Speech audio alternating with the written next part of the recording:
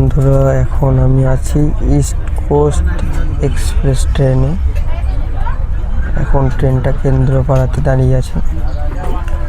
তো আমি যাব চাল্লাপল্লী স্টেশন।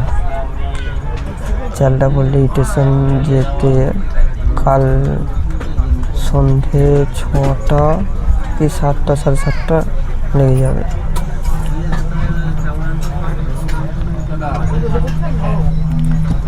এখন বাজছে 8টা 13, রাত 8টা 13। তো 2 বছর পর আমি নিজের গ্রামে গিয়েছিলাম।